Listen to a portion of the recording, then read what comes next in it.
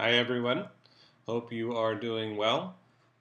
We're going to start off this week's video sequence with an introduction to the final essay, what we'll call section 3 of the course, section 1 being the style portfolio, 2 was the in defense of essay, and now we're stepping into the how does a poet make meaning essay, the essay prompt that takes the title of our course and intends to answer it. So we're going to walk through that prompt today. I'm going to explain some important features that you need to be thinking about from the very beginning.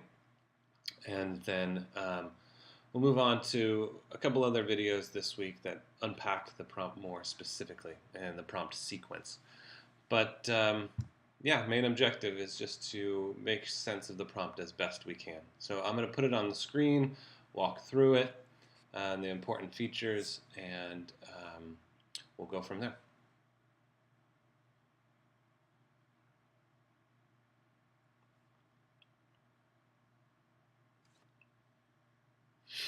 Okay, so this is our How Does a Poet Make Meaning essay. The subtitle, we're going to call it Defining or Defending Style, because you're defining and defending the style of poetry. The prompt starts off with 4 dictionary definitions for poet, poem, poetry, and poetic. We're going to actually unpack those in the next video, so I won't read them now. I want to move towards the overview of the prompt and some key features to know from the very beginning. So here we are. This is the basic idea of the prompt. Write a persuasive essay that develops a focused argument about how a poet makes meaning. Choose one of the 5 technical skills a poet uses to make meaning. Line breaks and syntax, that's 1. Diction and tone, that's 1. Imagery and metaphor, that's 1. Sound is 1. And form or pattern. Again, it's important to note, maybe I'll just even do this for exaggeration, that the slash marks hold together consistency in the technique. So it's line breaks and syntax together, it's diction and tone together, imagery and metaphor together, sound is on its own, and then form or pattern together.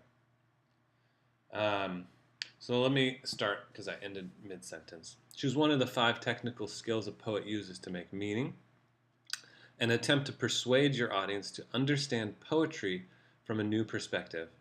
Your essay must establish a complex context that has shaped your audience's old perspective. You can even think of this essay as a defense of poetry. Locate a personal connection to your audience and the topic, and feel free to use anything you've written or read up to this point to help you develop your argument. So one of the key features of this prompt that we want to identify right away is this idea that you're choosing one of 5 technical skills, and that will be the actual topic of your essay. The topic will be the skill you choose, and the skill you choose will actually be the answer to the prompt question. So you can imagine someone asking you. You can imagine me asking you, hey, how does a poet make meaning? And your answer could be, well, with sound. And your essay will be a development of that answer. Or I could ask, how does a poet make meaning? And you could say, well, actually, they make meaning with line breaks and syntax choices. Now, it's important to note that poets make meaning with all 5 of these technical skills, and any individual poem will have these skills showcased in them. What we're going to see as the weeks go on is that some poems highlight certain skills or technical skills over others. But really, all of these are constantly at work because they are the tools that the poet has to make the poem. In the same way that a carpenter would need a set of tools to make, I don't know, a birdhouse, a doghouse. It's not just one tool, but maybe one tool gets used more than the other tools. So you're going to choose one, and it's going to be the answer to the question, and you're going to develop an argument about how diction and tone, for instance, make meaning.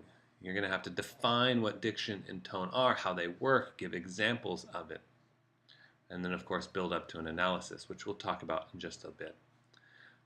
Before I look at the specific, the more specific prompt for the overall essay, I want to talk about this section. It's called Adding Your Voice to the Conversation.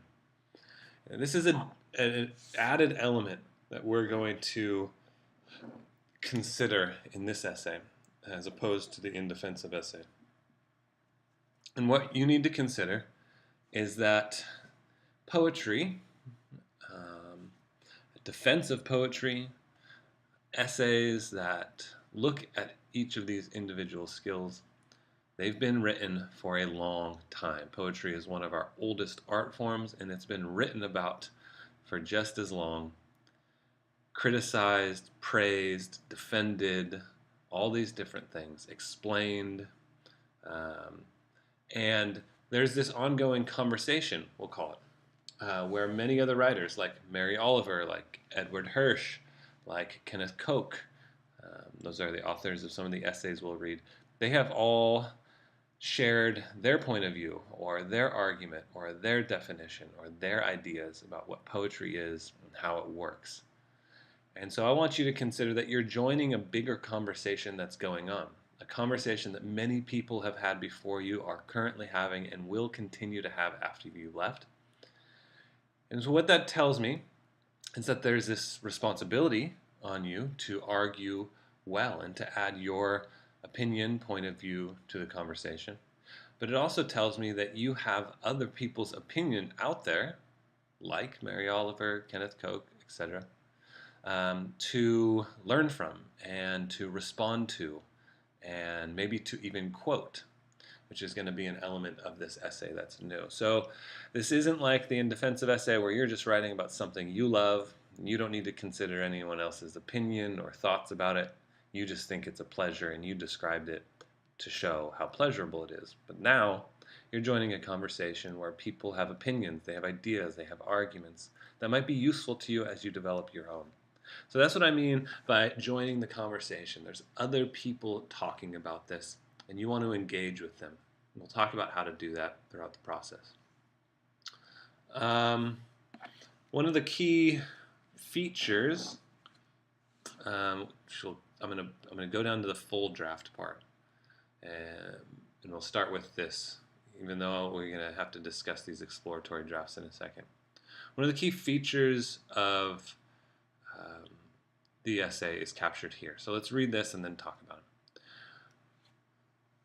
Once you've practiced defining or explaining poetry and its skills and effects, and practiced analyzing a specific poem to show how the poet creates the poem's meaning, we're going to see that in the exploratory draft prompts, you're ready to begin drafting the full final essay. As we read more, make sure you continue to revise your definitions or explanations of poetry and keep practicing analysis.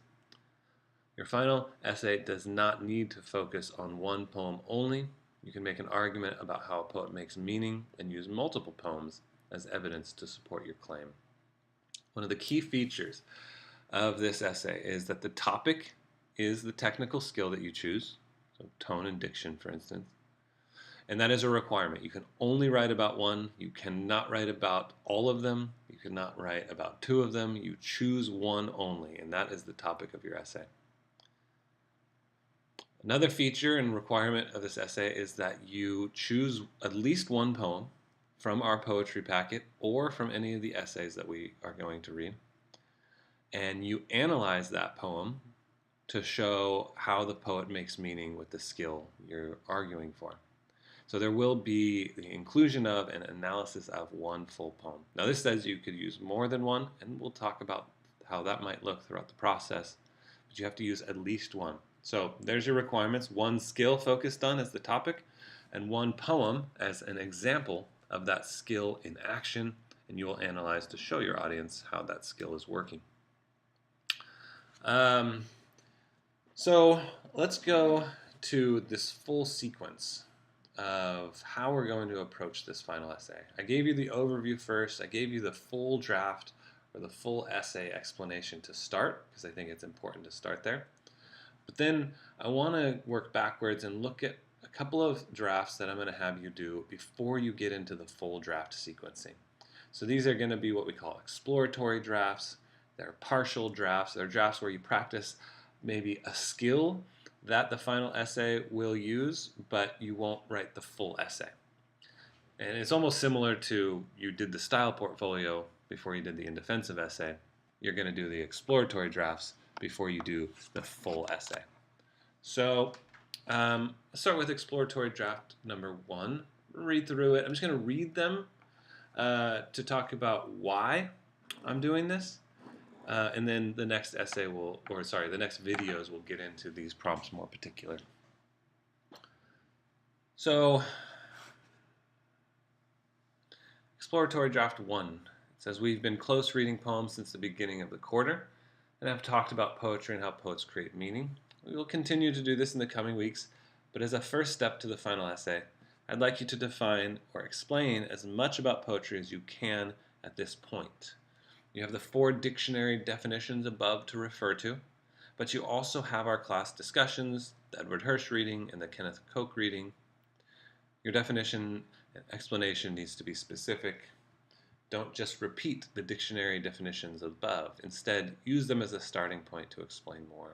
How do images suggest ideas? How does the sound of language create meaning? How does a poet create specific emotional responses, etc.? This draft needs to be 500 words. That's 2 pages about. So I want to make a note here, just so nobody gets confused. The full essay, when we're working on the full drafts, is going to have you writing about one specific technical skill. And that will be the topic of your essay.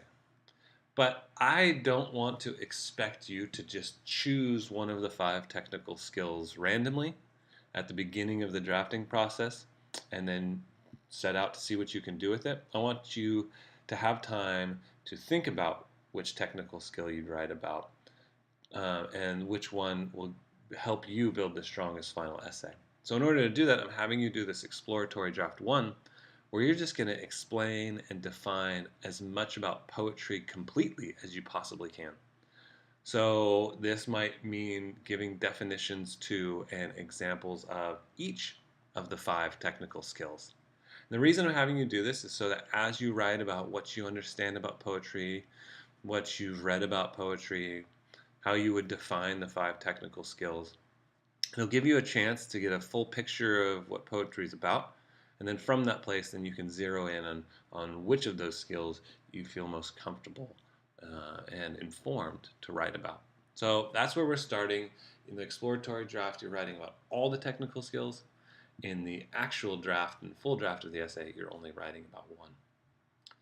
Exploratory draft part 2 is going to be a video recording. It's not going to be a typed response or written response. It's going to be a video recording of you. And it's going to ask you to pick a poem from our poetry packet and present your analysis of it to me in a recorded video. Keep the tone casual and informational, as if you were explaining the poem to a friend. Your goal is to explain how the poet creates meaning in this specific poem, which means you need to make a claim about what the meaning, message, argument of the poem is, and then explain how the poet creates that meaning, message, or argument. Make sure you point out specific passages, elements, or evidence from the poem as evidence for your claim. So this needs to be 10 minutes long. You're going to read the poem first to introduce the video, and then you're going to go straight into your analysis. So these 2 parts represent skills I want you to practice before getting into the full draft. I want you to practice defining and giving examples of these technical skills and explaining as much about poetry as you can. I want you to practice analyzing a poem and doing an analysis of how that poem creates meaning. Then you're going to take those skills and apply them to the final draft. So you're going to have chosen this particular skill you want to write about. You're going to develop an essay that focuses on that skill. And as part of that essay, you're going to analyze a poem to reveal how the poet creates meaning with that skill. So that's all the major talking points I wanted to hit on with the prompt. One thing I do want to read together is just to introduce you to, let's see, um, a discussion that I'm going to have you do this week, a Canvas discussion. And this is going to just kind of be a way to start thinking about poetry, more specifically, thinking about your history and experience with poetry as a way to kind of start the thoughts going about what you know about it, what you don't know about it, what you want to write about. So the discussion this week is going to ask you to share your poetry story. And it says, what I mean by this is that I'd like you to share what you currently think about poetry or have thought about poetry in the past. What experiences or exposure do you have to poetry in school and outside of school? Has your experience been a good one? Has it been bad? Why? Explain the specifics. It's okay to be honest here. Even though this class takes poetry as its theme, I don't expect that all of you are now poetry fanatics, though I hope that you actually enjoy it more than you used to now. Once you have posted your story, read through a couple of your classmates' posts as well to hear about their experiences. You're not going to have to respond to their posts, but you should read them. The reason is this: the discussion just might give you some ideas about who your audience is and what your problem is going to be in the final essay. And that is down the road a little bit, because in the exploratory drafts, we're not building an audience and purpose. It's more just defining and analyzing. But hearing what people say, what people in your age range, what your peers say about poetry, think about poetry, have experienced, might give you some ideas about why you're writing this essay in the first place and what kind of argument you can construct within that rhetorical situation. So I look forward to reading those this week and moving on into our poetry section, where we get to return to the poems we've read earlier in the quarter and be introduced to some new ones. So until next time, I will see you soon.